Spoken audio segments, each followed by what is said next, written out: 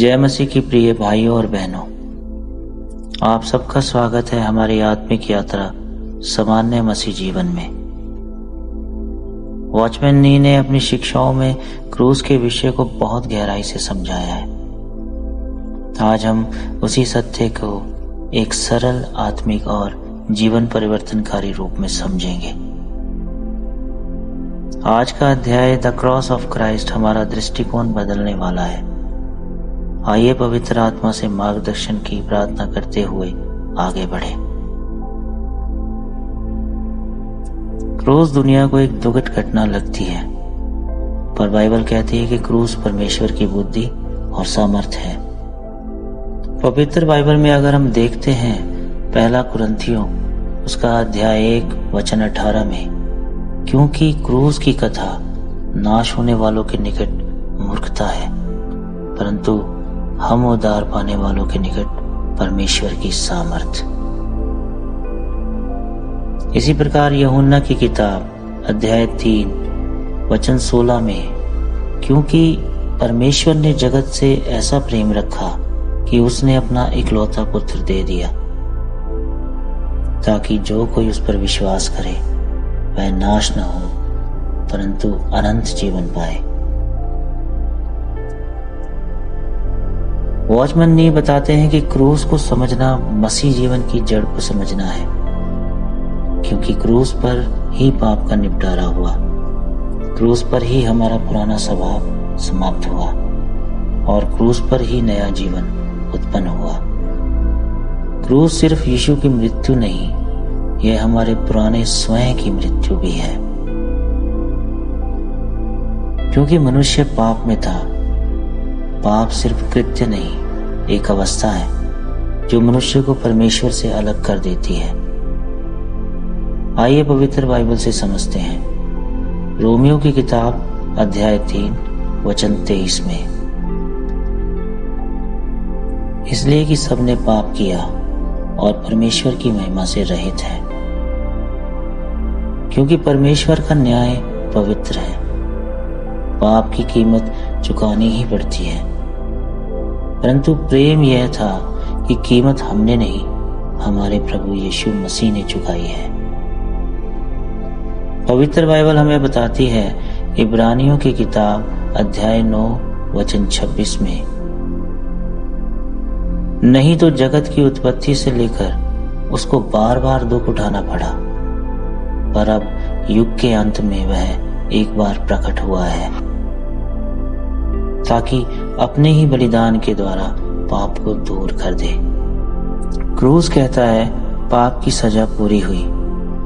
क्रूस कहता है परमेश्वर का प्रेम पूरी तरह प्रकट हुआ।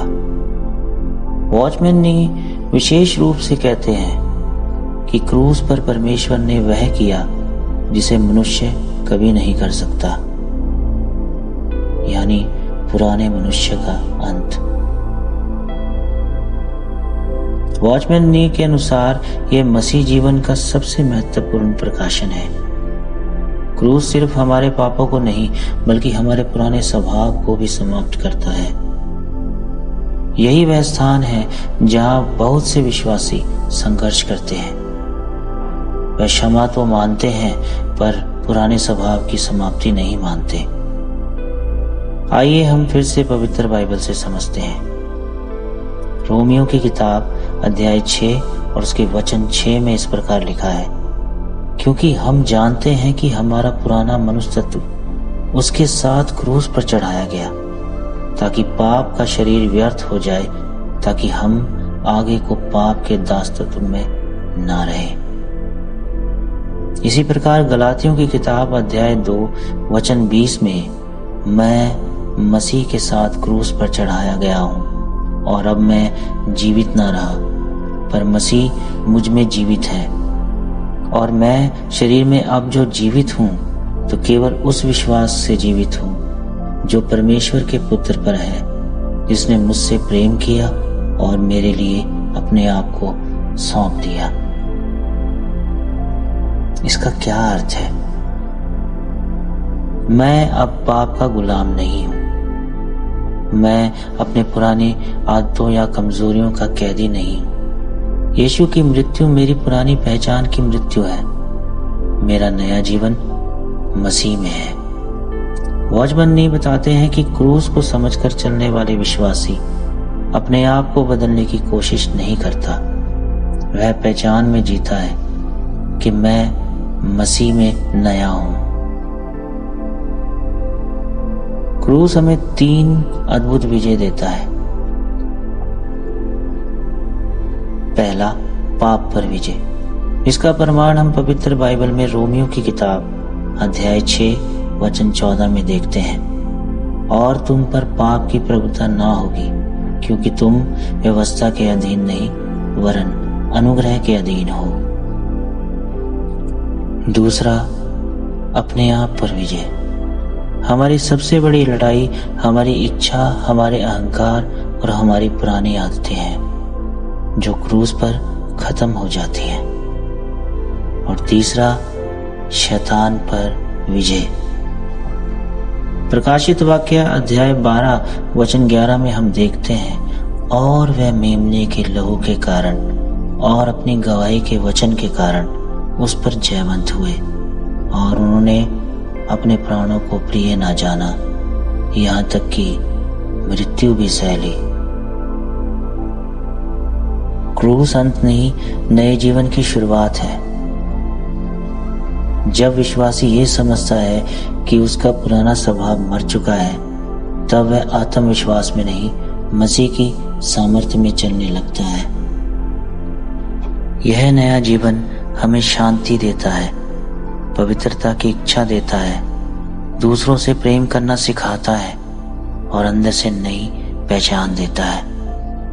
वॉचमैन नी कहते हैं, क्रूस के बिना मसीह जीवन नहीं समझा जा सकता, और क्रूस के साथ मसीह जीवन एक नई वास्तविकता बन जाता है।